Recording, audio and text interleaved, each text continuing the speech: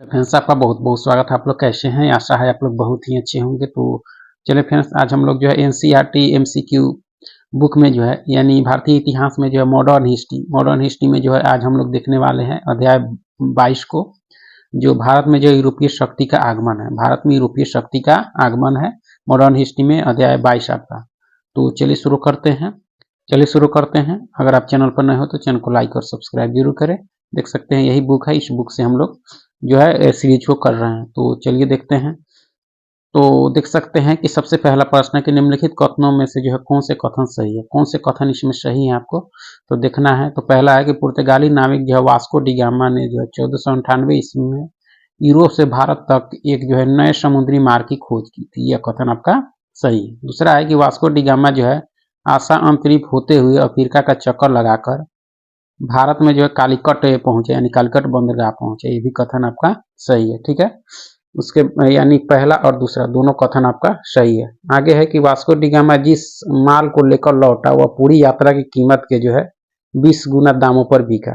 यह गलत है, क्योंकि यह जो है 20 गुना नहीं 60 गुना दामों पर बिका था आपका। तो देखा जाए तो इसमें जो है पहला और दूसरा कथन सही है, तीसरा मैंने ए और बी दोनों सही है, चौथा कथन आपका सही नहीं है। ठीक है, तो देख सकते हैं दिए कथनों में से जो है ए और बी सही है। नवजागरण के क्षेत्र में जो है प्रमुख कार्यों में से एक नए समुद्री मार्ग की खोज करना भी था। इस क्षेत्र में जो है यूरोपीय नाविकों ने जो है अभूतपूर्व पहल की। एक और जहां स्पेन के निवासी कोलंबस ने जो है अमेरिका की खोज की, तो वहीं जो है दूसरी प्रमुख उपलब्धि वास्को डी गामा की रही, जिसने जो है 1498 इसमें भारत की खोज की अपनी। ठीक है, वह आशा अंतरिप के मार्ग से होते हुए जो है अफ्रीका से भारत के कालीकट तक पहुंचा था। ठीक है, कथन डी जो है सही नहीं है, क्योंकि वास्को डी गामा जो है जिस माल को लेकर वापस लौटा वह पूरी यात्रा की कीमत का जो है 20 गुना नहीं बल्कि 60 गुना दामों पर बिका था आपका, 60 गुना, जबकि इसमें कह रहा था आपका 20 गुना। इसलिए चौथा कथन क्या हो गया, असत हो गया आपका। पहला दूसरा सही, चौथा आपका गलत। ठीक है, आगे है कि निम्न कथनों पर विचार कीजिए। निम्न कथनों पर विचार कीजिए और उपरोक्त में से कौन से कथन आपके सही नहीं है, कौन सा सही नहीं है आपके। तो 1510 ईस्वी में जो है गोवा पर अधिकार करने वाला पुर्तगाली गवर्नर जो है फ्रांसिस्को अल्मीरा था। यह कथन आपका सही नहीं है। फ्रांसिस्को अल्मीरा नहीं था, अल्बुर्क था आपका, अल्फांसो डी अल्बुर्क था। तो इस तरह से देखा जाए तो पहला कथन सही नहीं है, यानी पहला ही आपका सही नहीं है। अल्बुर्क के काल में जो है पुर्तगालियों ने फारस की खाड़ी में स्थित जो है हरमुज से लेकर मलक्का तक जो अधिकार कर लिया था। यह कथन आपका सही है। ठीक है, आगे दक्षिण भारत जो है मुगल साम्राज्य से बाहर था, अतः उन्हें जो है मुगलों की शक्ति का जो है सामना नहीं करना पड़ा। ये भी कथन सही है। तो देखा जाए तो दूसरा और तीसरा कथन सही है, पहला कथन सही नहीं है कि 1510 ईस्वी में गोवा पर अधिकार करने वाला पुर्तगाली गवर्नर फ्रांसिस्को अल्मीरा था। यह नहीं है, क्योंकि अल्बुर्क था आपका, अल्फांसो डी अल्बुर्क था आपका। ठीक है, देख सकते हैं कि कथन में ये सही नहीं है, क्योंकि गोवा पर जो है 1510 ईस्वी में अधिकार करने वाला पुर्तगाली गवर्नर अल्फांसो डी अल्बुर्क था, न कि फ्रांसिस्को अल्मीरा। ठीक है, उसने जो है भारत के तटीय क्षेत्र पर अपना अधिपत्य जो है स्थापित किया, साथ ही अपना व्यापार और अधिकार क्षेत्र बढ़ाने तथा यूरोपियों से जो है अपने व्यापारिक एक अधिकार को जो है सुरक्षित रखने हेतु जो है निरंतर संघर्षरत रहा है आपका। ठीक है, देख सकते हैं पहला गलत है, दूसरा तीसरा आपका सही है। आगे है कि मध्यकालीन गुजरात के इनमें से किस एक शासक ने जो है दीव को जो है पुर्तगालियों के सुपुर्द कर दिया, यानी दीव को जो है पुर्तगालियों को सुपुर्द कर दिया। कौन सा शासक, गुजरात का कौन सा शासक था आपके, बहादुर शाह था। कौन था, बहादुर शाह। ठीक है, देख सकते हैं मध्यकालीन गुजरात के शासक जो है बहादुर शाह ने दीव को जो है पुर्तगालियों के सुपुर्द यानी हवाले कर दिया। बहादुर शाह का काल जो है 1523 से 1537 ईस्वी रहा। गुजरात का वह सुल्तान था। ठीक है, उसने मालवा के सुल्तान को जो है पराजित कर मेवाड़ पर चढ़ाई की और 1534 में जो है चित्तौड़ पर अधिकार कर लिया, किंतु एक वर्ष के पश्चात ही मुगल बादशाह हुमायूं ने जो है उसे पराजित कर दिया और उसके राज पर जो है नियंत्रण कर लिया। इस युद्ध में जो है पराजित होने के पश्चात बहादुर शाह गोवा की ओर जो है भाग गया। मुगलों के आक्रमण के कारण उसने जो है 1534 में पुर्तगालियों के साथ जो है बशीन की संधि कर ली। ठीक है, और बाद में दीव तथा उसके जो है उनके जो है साम्राज्य के अन्य क्षेत्र जैसे बसई आदि को जो है पुर्तगालियों को सौंप दिया आपका। तो यह शासक कौन था आपका? तो बहादुर शाह था, जो पुर्तगालियों को यानी दीव जो है सुपुर्द कर दिया था आपका।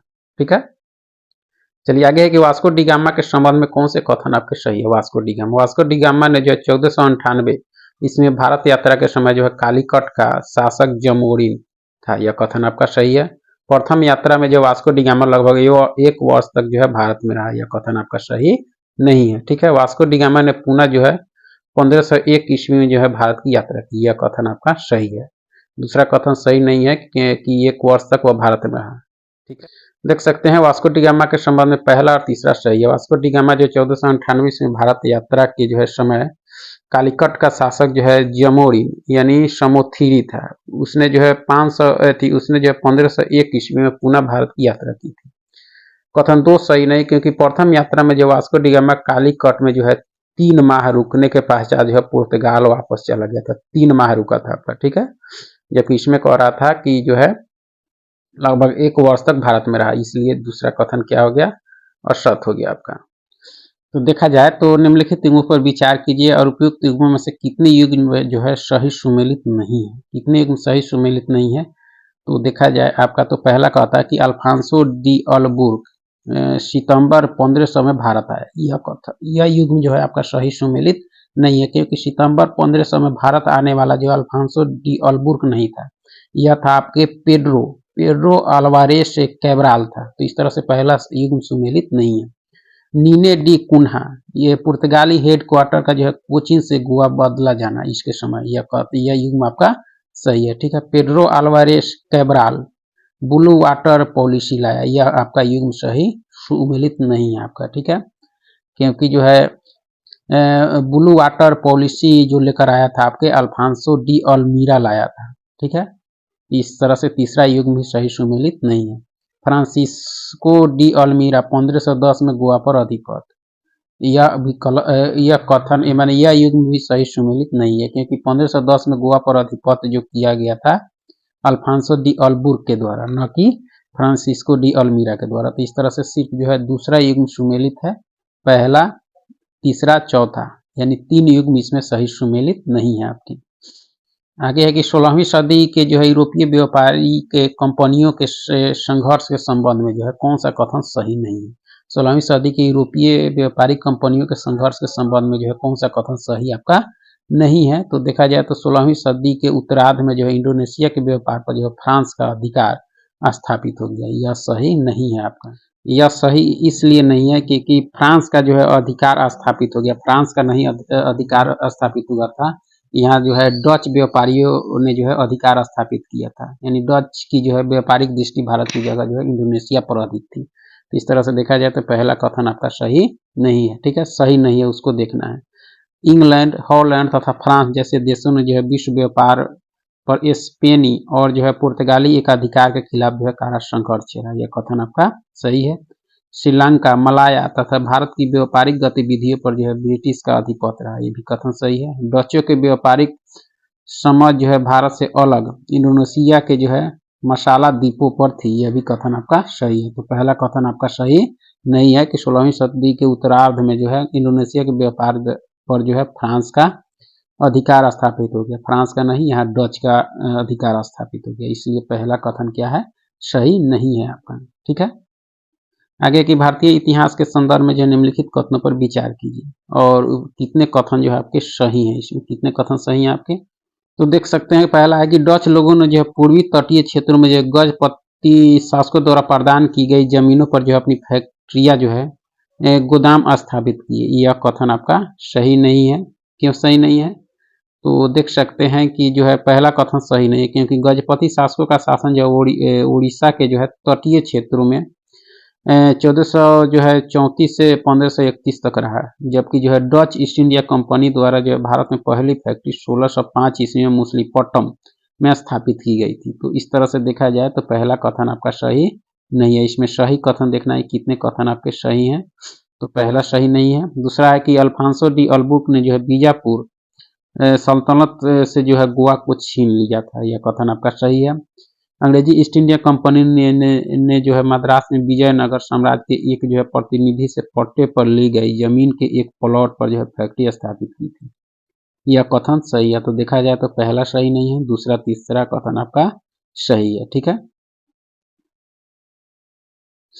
देख सकते हैं भारतीय इतिहास के संदर्भ में जो है केवल 2 कथन अर्थात दूसरा और तीसरा सही है। अल्फांसो डी अल्बुर के पास जो है 23 युद्धपोत और लगभग जो है 1000 सैनिक थे। जनवरी 1510 में उसने जो है गोवा पर आक्रमण किया।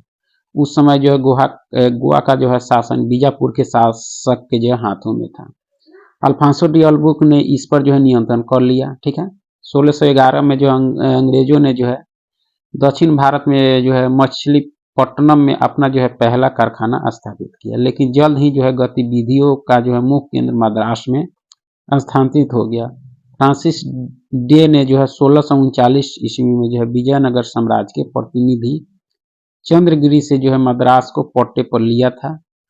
उन्होंने जो है वहां एक किलेबंद एक कोठी का निर्माण किया आपका। तो इस तरह से देखा जाए आगे कि डच ईस्ट इंडिया कंपनी के विषय में जो है कौन सा कथन सही नहीं है, कौन सा कथन सही नहीं है आपका। तो डच ईस्ट इंडिया कंपनी की स्थापना जो है 1604 में हुई थी, यह कथन आपका सही नहीं है, यानी पहला कथन सही नहीं है, 1602 में हुआ था जबकि इसमें 1604 दे रहा है, इसलिए देखा जाए तो पहला कथन सही नहीं है। ठीक है, डच संसद ने जो एक चार्टर के द्वारा जो है कंपनी को युद्ध एवं संधि करने किले बनाने के अधिकार दे दिए थे, यह कथन सही है। डचों के जो है व्यापारिक रुचि भारत में नहीं बल्कि जो है इंडोनेशिया के मसाला उत्पादक क्षेत्रों में थी, ये भी सही है आपका। 1658 ईस्वी में जो है डच ईस्ट इंडिया कंपनी जो है श्रीलंका को विजित किया था, ये कथन आपका सही है। तो देखा जाए तो डच ईस्ट इंडिया कंपनी के विषय में जो है पहला कथन सही नहीं है कि डच ईस्ट इंडिया कंपनी की स्थापना 1604 में हुई थी, यह सही नहीं है क्योंकि यह 1602 में हुई थी आपका। ठीक है, आगे है कि 17वीं शताब्दी के जो है प्रथमार्थ के संदर्भ में जो निम्नलिखित कथनों पर विचार कीजिए और कितने कथन आपके सही हैं। तो देखा जाए तो कितने कथन सही है। तो ईस्ट इंडिया कंपनी को जो है पूरब से व्यापार करने का जो एक अधिकार प्राप्त था, यह कथन सही है। भारत के जो है बने बारीक सूती कपड़े और रेशम की जो है यूरोप के बाजारों में बहुत अधिक मांग थी, ये भी सही है आपका। इस समय तक जो है पुर्तगाली भारत के पश्चिमी तट पर जो है अपनी उपस्थिति दर्ज करा चुके थे, तो यह तीनों कथन आपका सही है आपका। ठीक है, देख सकते हैं कि 17वीं जो है शताब्दी के संदर्भ में जो है सभी कथन आपका सही है। 31 दिसंबर 1600 में जो है ब्रिटेन के जो है महारानी एलिजाबेथ प्रथम ने जो है एक शाही फरमान जारी कर जो है 15 वर्षों के लिए जो ईस्ट इंडिया कंपनी को पूरब में जो है व्यापार का एक जो है एक अधिकार दिया था। ठीक है, और 17वीं शताब्दी के जो है प्रथमार्थ में जो है भारत में बने जो है बारीक सूती कपड़ों और रेशम की जो है यूरोप के बाजारों में बहुत अधिक मांग थी, ये भी सही है आपका। ठीक है, 17वीं शताब्दी से पूर्व ही जो है 1503 ईस्वी में पुर्तगाली यात्री जो वास्को डी गामा कोचीन में अपनी पहली फैक्ट्री स्थापित कर चुका था। तो इस तरह से देखा जाए आपका तो इसमें सारे कथन जो है दिए गए हैं वो सत्य हैं आपके। ठीक है, चलिए आगे है कि ब्रिटिश ईस्ट इंडिया कंपनी के संदर्भ में जो है निम्न कथनों पर विचार कीजिए और कितने कथन जो है आपके सही नहीं है। तो देखा जाए तो इसमें जो है केवल एक कथन जो है आपके सही नहीं है। देख सकते हैं कि 1605 ईस्वी में जो है कंपनी ने भारत के पश्चिमी तट पर गोवा में एक जो है फैक्ट्री की स्थापना की, यह सही नहीं है क्योंकि यह 1605 नहीं था आपका, यह था 1608। तो इस तरह से देखा जाए तो पहला कथन आपका सही नहीं है। ठीक है, कंपनी ने जो है कैप्टन हॉकिंस को जो है जहांगीर के दरबार में शाही आज्ञा लेने के लिए जो है भेजा, यह कथन सही है आपका। 1615 ईस्वी में जो है अंग्रेज राजदूत टॉमस रो जो है मुगल साम्राज्य के सभी भागों में व्यापार करने और फैक्ट्रियों को जो है स्थापित करने का जो है शाही फरमान जारी कराने में जो है सफल रहा, तो यह सही है आपका, पहला सही नहीं है आपका। ठीक है, आगे के निम्न कथनों पर विचार कीजिए और कौन से कथन आपके सही हैं। तो 18वीं सदी के जो है आरंभ तक इंग्लैंड एवं फ्रांस की जो है कंपनियों का यूरोप और जो है भारत के मध्य व्यापार पर प्रभुत्व स्थापित हो गया, यह कथन आपका सही है। व्यापारिक प्रतिद्वंदिता तथा जो है आधिकारिक लाभ के कारण जो है कंपनियों के मध्य झगड़े भी हुए, ये दोनों कथन आपका सही है। ठीक है, देख सकते हैं कि 18वीं सदी के आरंभ तक जो है अंग्रेजों और फ्रांसीसियों ने जो है पुर्तगालियों, स्पेनवासियों तथा डचों को जो है उन महत्वपूर्ण स्थलों से जो है विस्थापित कर दिया था जो उन्होंने जो है एशिया और यूरोप के मध्य व्यापार के लिए जो पहले स्थापित किए थे। इस प्रकार जो है इंग्लैंड और फ्रांस की कंपनियों का जो है यूरोप और भारत के मध्य व्यापार पर जो है प्रभुत्व स्थापित हो गया।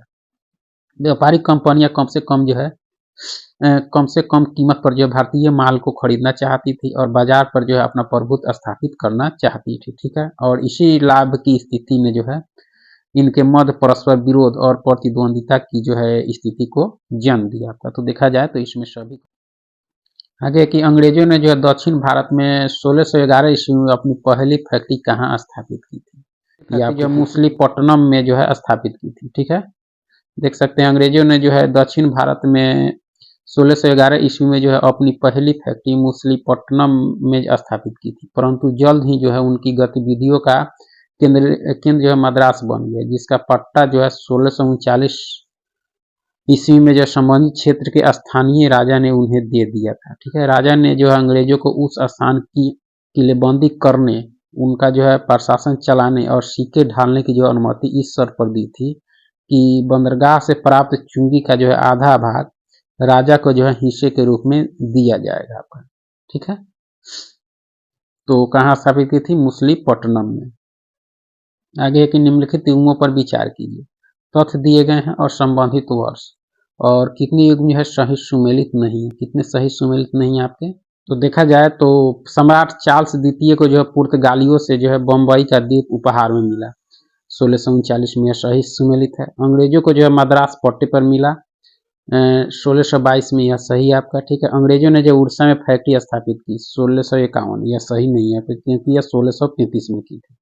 तो तीसरा युग सही सुमेलित नहीं है। चौथा है कि बंगाल के जो हुगली नगर में अंग्रेजों को जो है व्यापार की अनुमति मिली 1633 में, यह सही नहीं है क्योंकि 1651 में जो है अनुमति मिली थी। तो इस तरह से देखा जाए तो तीसरा चौथा युग सही सुमेलित नहीं है, पहला और दूसरा युग आपके सही सुमेलित हैं आपके।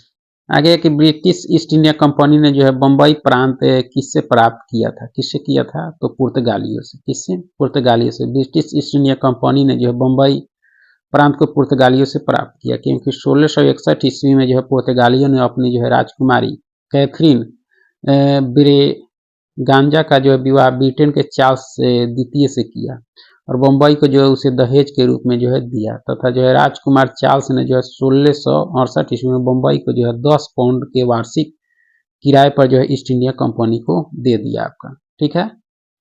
इस प्रकार कंपनी को जो है मराठा शक्ति से जो है रक्षा हेतु बम्बई का बंदरगाह अत्यंत उपयोगी सिद्ध हुआ।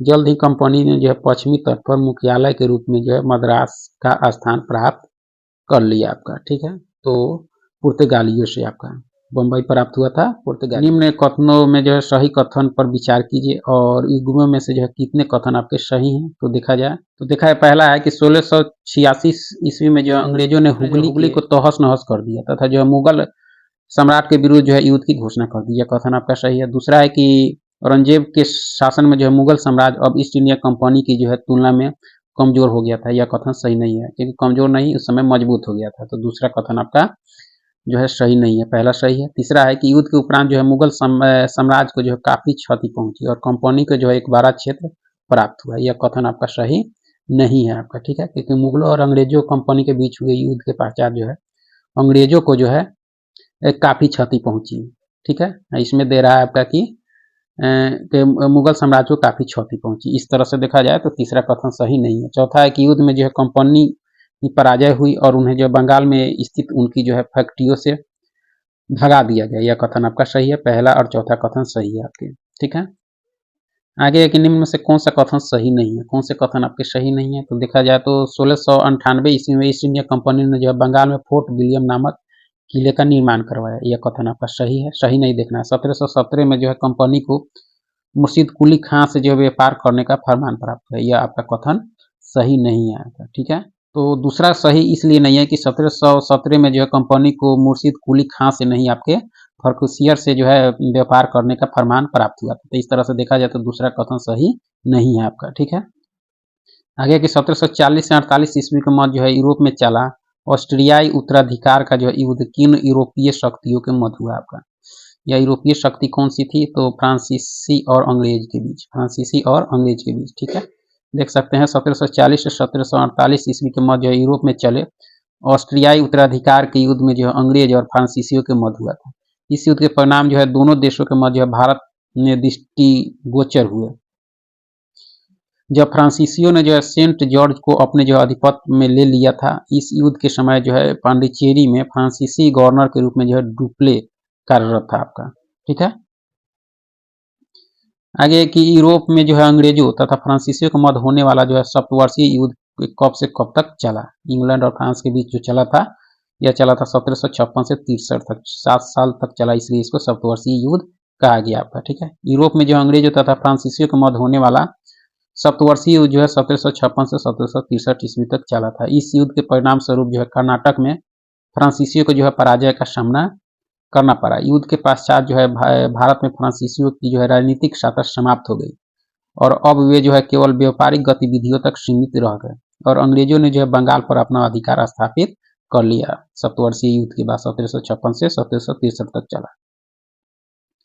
आगे के निम्नलिखित कथनों पर विचार कीजिए और उपयुक्त कथनों में से कितने सही हैं, आपके कितने कथन आपके सही हैं। तो देखा जाए तो यूरोप के जो सप्तवर्षीय युद्ध 1756 से 63 ईस्वी के परिणाम स्वरूप जो है भारत में जो है फ्रांस और इंग्लैंड जो है प्रतिद्वंदिता में पुनः शामिल हुए।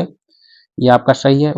वाडिवास के मैदान में जो है लड़े गए युद्ध ने ब्रिटिश कंपनी को जो अन यूरोपीय कंपनी की जो है अपेक्षा ऊंचे पैदान पर स्थापित किया। ये भी सही है। एंगल कर्नाटक संघर्ष में जो है भारतीय क्षेत्रीय शक्तियों की दुर्बलता को जो है उजागर कर दिया। ये भी कथन आपका सही है। तो तीनों कथन आपका सही है। ठीक है, उसके बाद है ब्रिटिश साम्राज्य का विस्तार। तो देख सकते हैं कि 18वीं शताब्दी में भारत में लड़े गए युद्धों का जो है निम्नलिखित में से सही कालानुक्रम कौन सा है। कौन सा है आपका? तो अंबर युद्ध, पलासी युद्ध, वाडिवास युद्ध, उसके बाद बक्सर युद्ध। देख सकते हैं कि 18वीं शताब्दी में जो है भारत में लड़े गए युद्धों का सही कालानुक्रम इस प्रकार है।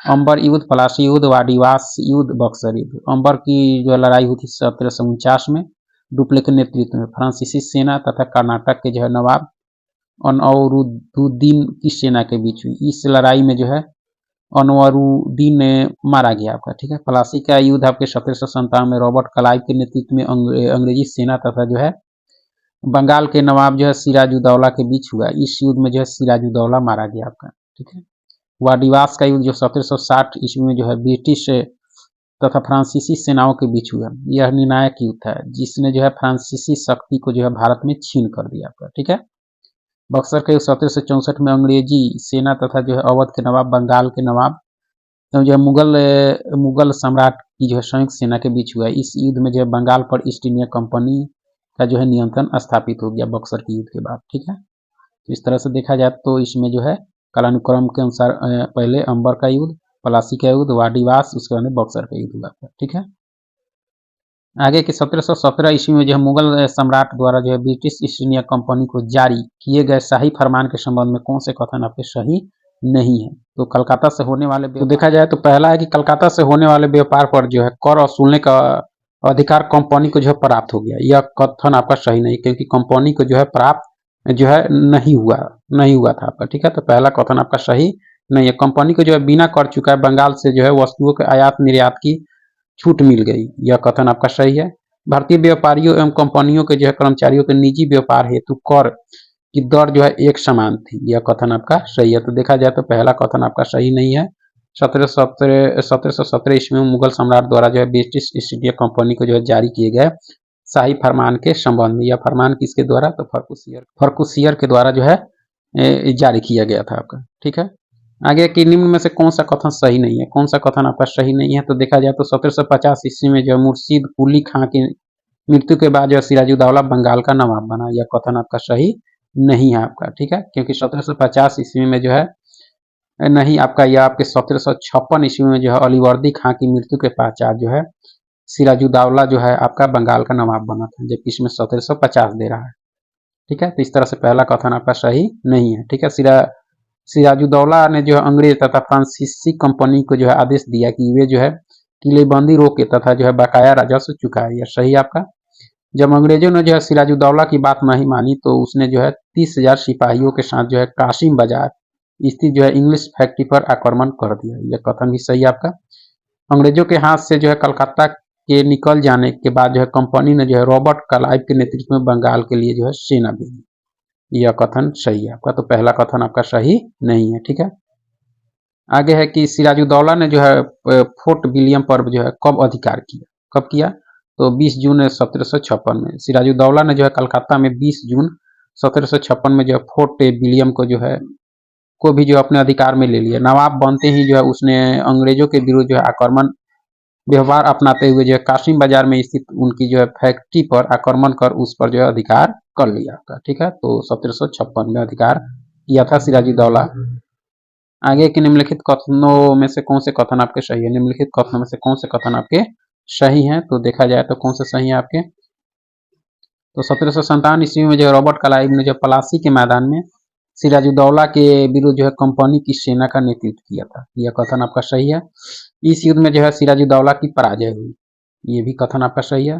तीसरा है कि सिराजुद्दौला की पराजय का जो है प्रमुख कारण उसके सेनापति मीर कासिम की जो है गद्दारी थी, यह कथन आपका सही नहीं है। आपका यह सेनापति मीर कासिम नहीं, आपका सेनापति जो है मीर जाफर की गद्दारी थी, यह कथन आपका क्या है, सही नहीं है। प्लासी के युद्ध में जो है विजय के उपरांत कंपनी ने जो है मीर कासिम को बंगाल का नवाब बनाया, यह कथन आपका ये भी सही नहीं है, क्योंकि मीर जाफर को जो है बंगाल का नवाब बनाया। इस तरह से देखा जाए तो पहला और दूसरा सही है, तीसरा और चौथा कथन आपका सही नहीं है। ठीक है, आगे है कि निम्नलिखित में से कौन सा कथन जो है सही नहीं है, कौन सा कथन आपका सही नहीं है, तो प्लासी के युद्ध के उपरांत जो है कंपनी को बंगाल, बिहार और उड़ीसा में जो है मुक्त व्यापार का अधिकार मिला, यह सही है आपका। कंपनी को जो है 24 परगने की जमींदारी मिली, ये भी सही है आपका।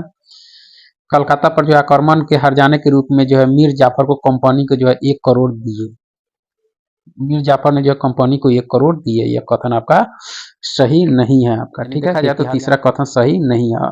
अंततः जो है इस युद्ध में कंपनी का जो है बंगाल तथा पूरे भारत पर जो अधिकार का रास्ता का जो है रास्ता खोल दिया आपका। ठीक है, कथन सी सही नहीं है, क्योंकि प्लासी के युद्ध के पश्चात जो है कलकत्ता पर आक्रमण के हर जाने के रूप में जो है मीर जाफर ने जो कंपनी को एक नगर के व्यापारियों को 1 करोड़ 77 लाख रुपए दिए आपकी, 1 करोड़ 77 लाख, जबकि इसमें कह रहा है आपका कि 1 करोड़। ठीक है, इसलिए तीसरा कथन आपका सही नहीं है।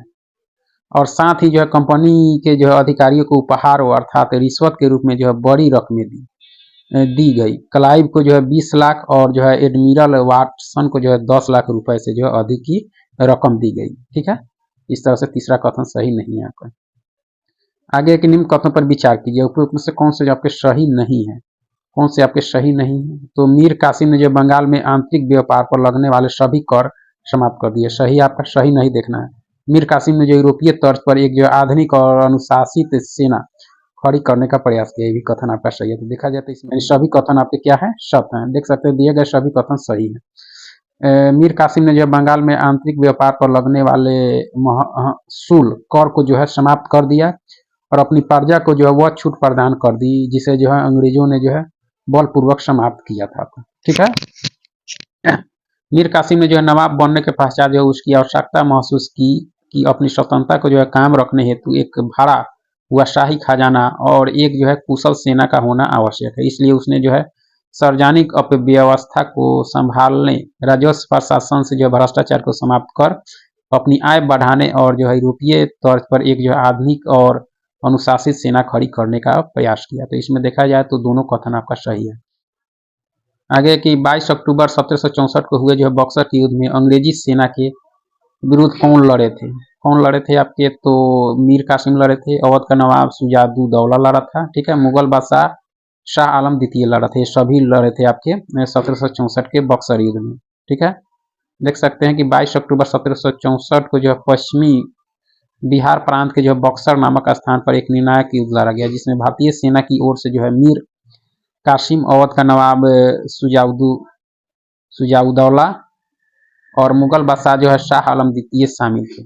उन्होंने जो अंग्रेजों के विरुद्ध युद्ध किया, जिसे जो है बक्सर का युद्ध के नाम से जाना जाता है। इस युद्ध में जो है भारतीय संयुक्त सेना की पराजय हुई और अंग्रेजों की जो है निर्णायक विजय हुई आपकी बक्सर के युद्ध में। ठीक है, आगे की 1765 ईस्वी की जो है इलाहाबाद संधि के संबंध में जो है निम्न कथनों पर विचार कीजिए और कौन से कथन आपके सही नहीं है, तो कौन से कथन आपके सही नहीं है, तो देखा जाए तो संधि के अनुसार जो कंपनी को बंगाल, बिहार और उड़ीसा की जो है दीवानी मिल गई, यह कथन आपका सही है। अवध के नवाब ने जो है काड़ा और इलाहाबाद को जो मुगल बादशाह को दे दिया, ये भी कथन आपका सही है। कंपनी जो है मुगल बादशाह को मंजूर किया, यह कथन आपका सही क्योंकि यह सही नहीं है, क्योंकि 25 लाख नहीं, आपके यहाँ जो है कंपनी ने जो मुगल बादशाह को 25 लाख देना मंजूर किया, यह सही नहीं है, क्योंकि यहाँ 26 लाख देना मंजूर किया। तो देखा जाए तो यह कथन आपका सही नहीं है। ठीक है, बाहरी आक्रमण से नवाब की रक्षा के लिए जो कंपनी ने अपनी सेना भेजने का वचन दिया, किंतु इसका खर्च जो है नवाब को वहन करना था, यह कथन आपका सही है। तो देखा जाए तो तीसरा कथन आपका सही नहीं है आपका। आगे है कि द्वैत शासन के संदर्भ में जो निम्न कथनों पर विचार कीजिए, कौन से कथन आपके सही हैं। तो 1765 से जो 1772 ईस्वी तक बंगाल में जो दोहरी सरकार रही, क्योंकि वहां एक जो है साथ दो सत्ताएं शासन कर रही थी, यह कथन आपका सही है। सेना और राजस्व वसूली अंग्रेजों के पास, जबकि प्रशासनिक अधिकार नवाब के पास था, यह कथन आपका सही है आपका। ठीक है, लिख सकते हैं। द्वैध शासन के संदर्भ में जो दोनों कथन आपका सही है। ठीक है, 1765 से 1772 ईस्वी तक बंगाल में जो दोहरी सरकार सत्ता का जो है संचालन कर रही थी। सेना और राजस्व वसूली के कार्य जो अंग्रेजों द्वारा किया जा रहा था, तो वहीं जो है प्रशासन संभालने के कार्य जो है नवाब के द्वारा होता था। बंगाल में जो है द्वैध शासन का जनक जो है रॉबर्ट क्लाइव को माना जाता है। ठीक है, आगे कि निम्न कथनों पर विचार कीजिए और कौन से कथन आपके सही नहीं है, कौन से कथन आपके सही नहीं है। तो देखा जाए तो मैसूर के साथ जो है अंग्रेजों का 4 बार 1767-69, 1780-84, 1790-92 और 1799 युद्ध हुआ था, यह कथन आपका सही है आपका। ठीक है, श्रीरंगपट्टनम की संधि जो है 1799 ईस्वी में हुई थी, यह कथन आपका क्या है, तो सही नहीं है।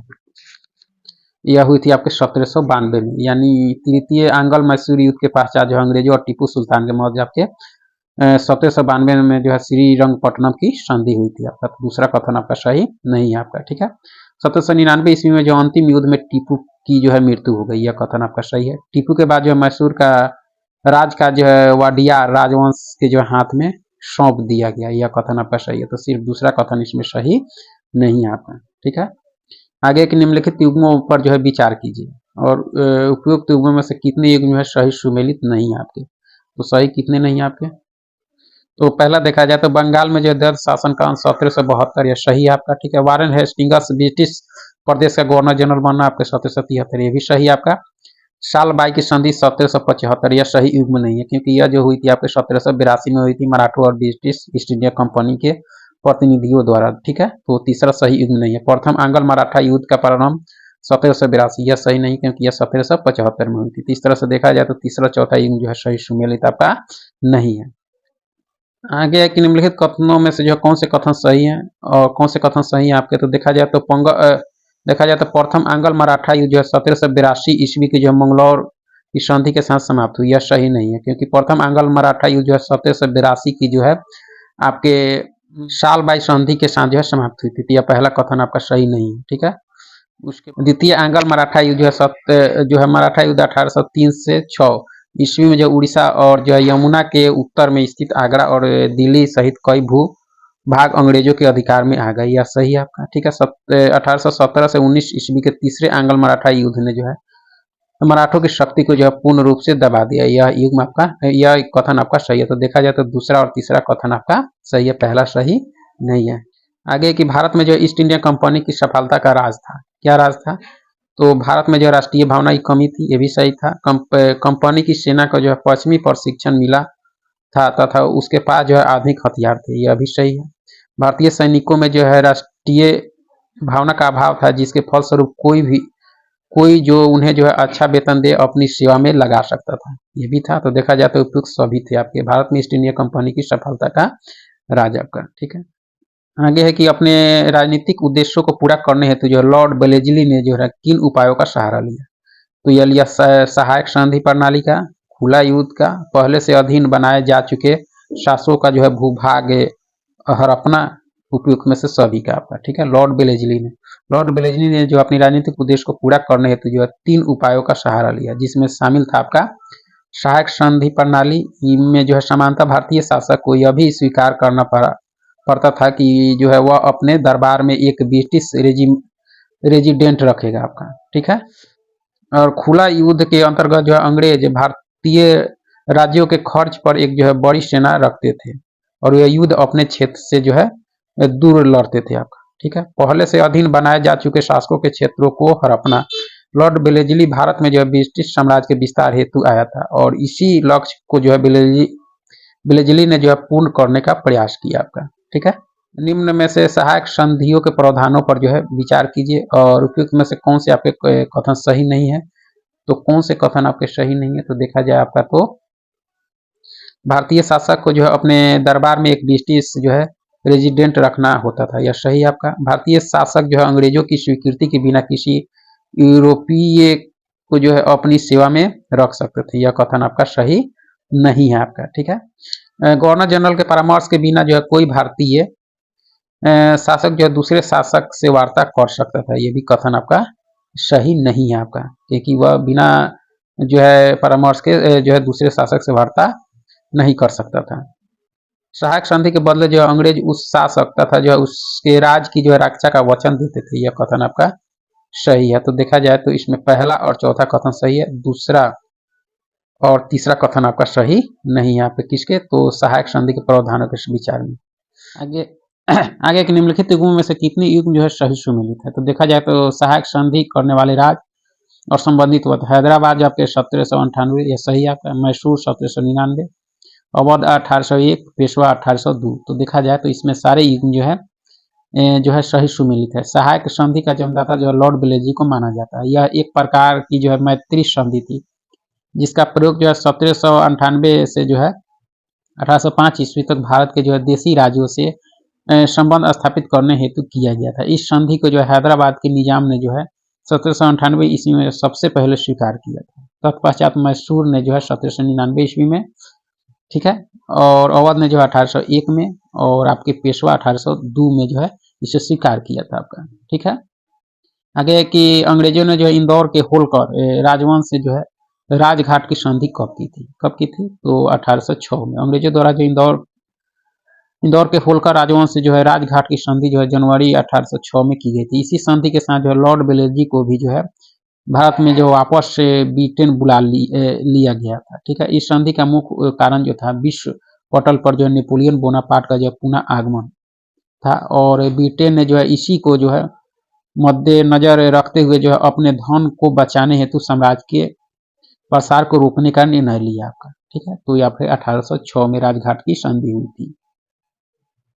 आगे के किस ब्रिटिश से गवर्नर जनरल के काल में जो है कंपनी ने सर्वोच्चता की एक नई नीति की शुरुआत की थी, यह थे आपके लॉर्ड हेस्टिंग्स थे आपके। ठीक, लॉर्ड हेस्टिंग्स के काल में जो है ब्रिटिश कंपनी ने जो है सर्वोच्चता की एक नई नीति की जो है शुरुआत की थी। इससे जो है पूर्व कंपनी 19वीं सदी के प्रारंभ से ही जो है क्षेत्रीय विस्तार की आक्रामक नीति की जो है अनुसरण कर रही थी, लेकिन लॉर्ड हेस्टिंग्स के जो है गवर्नर जनरल बनने के पश्चात जो है कंपनी द्वारा जो है इस बात पर बल दिया गया कि जो है उसकी सत्ता जो है सर्वोच्च है, इसलिए वह जो है भारतीय राज्यों से जो है शीर्षस्थ है।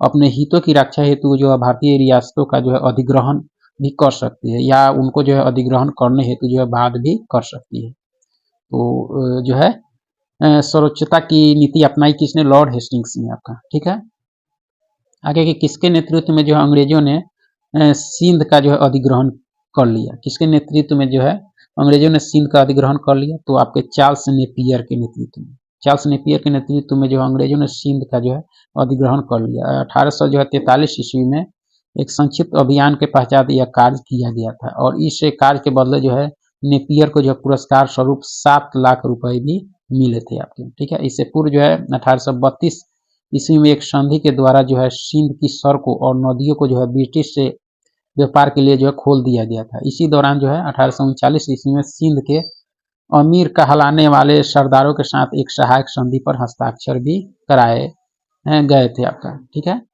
आगे की अंग्रेज तथा जो है सिखों के मध्य जो है लाहौर की संधि कब संपन्न हुई थी, यह हुई थी आपके 8 मार्च 1846 को। अंग्रेज और सिखों के मध्य लाहौर की संधि 8 मार्च जो 1846 को हुई थी। यह एक जो है अपमानजनक संधि थी, जिसके पश्चात जो अंग्रेजों ने जालंधर के जो है दोआब क्षेत्र को हड़प लिया और 50 लाख रुपए जो नगद लेकर जम्मू और कश्मीर को जो है राजा गुलाब सिंह डोगरा को जो है सौंप दिया। पंजाब की सेना को जो है को घटाकर अंग्रेजों द्वारा जो है 20,000 पैदल और 12,000 घुड़सवार सेना तक जो है सीमित कर दिया, तथा जो है बहुत बड़ी संख्या में ब्रिटिश सेना को जो लाहौर में तैनात कर दिया आपका। ठीक है, यानी 1846 में लाहौर की संधि। पंजाब पर जो है अंग्रेजों का अधिकार हुआ, उस समय जो है गवर्नर जनरल कौन था? यह लॉर्ड डलहौजी था। कौन था? लॉर्ड डलहौजी। देख सकते हैं पंजाब पर जिस समय अंग्रेजों का अधिकार हुआ उस समय जो है लॉर्ड डलहौजी भारत के गवर्नर जनरल था। लॉर्ड डलहौजी के कार्यकाल जो है 1848 से 1856 तक था। भारत में जो अंग्रेजों की प्रभुसत्ता स्थापित हो गई। 1848 ईस्वी में जो है पंजाब में अंग्रेजों के विरुद्ध कई विद्रोह हुए। उसके बाद जो है द्वितीय आंग्ल सिख युद्ध हुआ जिसमें जो है पंजाब की सेनाएं हार गई और अंग्रेजों ने जो है पंजाब को अपने राज क्षेत्र में शामिल कर लिया आपका। ठीक है, आगे है कि डलहौजी की जो है विलय नीति के अंतर्गत जो है निम्न कथनों पर विचार कीजिए। कौन से कथन आपके सही नहीं है? तो इस नीति के अनुसार जो है यदि किसी सुरक्षा प्राप्त राज्य का शासक बिना किसी जो है स्वाभाविक उत्तराधिकारी के मर जाए स्वाभाविक उत्तराधिकारी के मर जाए तो उसका जो है राज उसके दत्तक उत्तराधिकारी को सौंपने का प्रावधान था। यह कथन आपका सही नहीं है आपका। ठीक है, यदि उत्तराधिकारी को जो है गोद लेने के कार्य को पहले से अंग्रेज अधिकारियों की जो सहमति प्राप्त न होगी तो वह जो है ब्रिटिश राज में मिला लिया जाएगा। यह कथन आपका सही है। ठीक है, इस नीति के अनुसार जो सर्वप्रथम नागपुर राज्य का विलय किया गया। यह सही सुमेलित, यह जो है ये कथन सही आपका नहीं है। तो देखा जाए तो डलहौजी के विलय नीति के संबंध में जो है पहला और तीसरा सही नहीं है, क्योंकि लॉर्ड डलहौजी की विलय नीति से जो है संबंधित सिद्धांत के अनुसार यदि किसी सुरक्षा प्राप्त राज्य का जो है शासक बिना एक स्वाभाविक उत्तराधिकारी के मर जाए तो उसका राज्य जो है उसके दत्तक उत्तराधिकारी को नहीं सौंपा जाएगा। ठीक है, जबकि इसमें कह रहा है कि दत्तक उत्तराधिकारी को सौंपने का प्रावधान था, इसलिए पहला कथन आपका सही नहीं है। ठीक है, नहीं जाए तो उसका राज्य जो है उसके दत्तक नहीं सौंपा जाएगा। इस नीति के अनुसार जो है सर्वप्रथम सतारा को जो है 1848 में अंग्रेजी राज में शामिल किया गया, सतारा को, जबकि इसमें तीसरा कथन कह रहा था आपका कि नागपुर की, इसलिए तीसरा गलत, पहला गलत और दूसरा कथन आपका सही। ठीक है, तो देखा जाए तो निम्नलिखित ऊपर विचार कीजिए उपयुक्त में से कितने युग में सही सुमेलित नहीं है। तो देखा जाए तो विलय सतारा का विलय जो 1853 यह सही सुमेलित नहीं है, क्योंकि सतारा का विलय जो 1848 में हुआ था विलय नीति के अंतर्गत, और संबलपुर का जो 1852 ये भी युग में सुमेलित नहीं, क्योंकि 1850 में हुआ था। उदयपुर आपके 1850 दे रहा है, जबकि 1852 हुआ था। ठीक है, नागपुर 1848 नहीं 1853 हुआ था। तो इसमें कोई युग जो है सही सुमेलित नहीं है विलय नीति के अंतर्गत जिस राज्य का विलय हुआ था। आगे के निम्न कथनों पर विचार कीजिए और उपयुक्त में से कौन से कथन आपके सही नहीं है। तो कौन से सही नहीं है? तो कंपनी ने जो 1857 ईस्वी में अवध को जो है अपने नियंत्रण में ले लिया, यह कथन आपका सही नहीं है, क्योंकि कंपनी ने जो है अवध को विलय नीति के अंतर्गत जो है अंग्रेजी राज में जो 1857 में जो है नहीं बल्कि 1856 में शामिल किया था। ठीक है, ये 1857 नहीं 1856 में शामिल किया था। तो पहला सही नहीं है। अवध के नियंत्रण हेतु जो है अंग्रेजों ने यह तर्क दिया कि अवध की जनता को जो है नवाब के कुशासन से जो है मुक्त कराने हेतु ऐसा किया गया है, यह सही है। ठीक है, आगे है कि निम्नलिखित में से कौन से कथन आपके सही हैं। कौन से कथन आपके सही हैं? तो ये कथन जो है कूट के अनुसार इसका चयन करना है। तो देखा जाए आपका तो वारेन हेस्टिंग्स के काल तक जो है कंपनी बंगाल, बम्बई और मद्रास में जो है सत्ता हासिल कर चुकी थी, यह सही आपका। ब्रिटिश क्षेत्र जो है प्रशासकीय इकाइयों में बटे होते थे जिन्हें जो है प्रेसिडेंसी कहा जाता था, ये भी सही आपका। ठीक है, तीसरा है कि 1772 ईस्वी में जो स्थापित नई न्याय व्यवस्था के अंतर्गत जो है फौजदारी और दीवानी अदालतों को जो समाप्त कर दिया गया, यह कथन आपका सही नहीं है आपका। ठीक है, क्योंकि नई न्याय व्यवस्था स्थापित हुई आपके 1772 में, और इस न्याय में जो है प्रत्येक जिले में जो है 2 अदालती दीवानी और फौजदारी का प्रावधान किया गया, जबकि समाप्त इसमें कह रहा है, इसलिए तीसरा कथन सही आपका नहीं है। चौथा है कि मौलवी और हिंदू पंडित कानूनों की जो है व्याख्या से संबंधित है, यह कथन आपका सही है। ठीक है, तो पहला, दूसरा, चौथा कथन आपका सही है। आगे है कि किस गवर्नर जनरल पर जो है इंग्लैंड में महाभियोग का मुकदमा चलाया गया था। वह गवर्नर जनरल कौन थे? तो वारेन हेस्टिंग्स थे आपके। ठीक है, वारेन हेस्टिंग्स अपने कार्यकाल की जो अवधि के समाप्त हो जाने के पश्चात 1785 ईस्वी में जो वापस इंग्लैंड लौट गए। तो एडमंड बर्के ने जो है उस पर बंगाल का शासन सही ढंग से न चलाने का आरोप लगाया, और इस आरोप के कारण जो है हेस्टिंग्स पर जो है ब्रिटिश संसद में महाभियोग का मुकदमा चलाया गया, जो 7 वर्षों तक निरंतर चलता रहा था। ठीक है, आगे कि निम्न कथनों पर विचार कीजिए, उपयुक्त में से कौन से कथन आपके सही हैं। कौन से कथन आपके सही हैं? तो 1857 ईस्वी तक जो है भारतीय उपमहाद्वीप के 63% भूभाग और शेष 78% प्रतिशत आबादी पर जो कंपनी का सीधा शासन स्थापित हो चुका था। यह सही है आपका। ईस्ट इंडिया कंपनी एक जो है व्यापारिक कंपनी से बढ़ते हुए एक भौगोलिक शक्ति बन गई थी। ये भी कथन आपका सही है। ठीक है, देख सकते हैं दिए गए जो है दोनों कथन आपका सही है। 1857 ईस्वी तक जो भारतीय उपमहाद्वीपों के 63% भूभाग और 78% आबादी पर जो कंपनी का सीधा शासन स्थापित हो चुका था। इसके अतिरिक्त जो देश के शेष भूभाग और आबादी पर जो कंपनी का अप्रत्यक्ष प्रभाव था। 1857 ईस्वी के पूर्व जो है व्यापारिक स्तर पर ईस्ट इंडिया कंपनी ने जो है समस्त भारत को अपने नियंत्रण में ले लिया था आपका। ठीक है।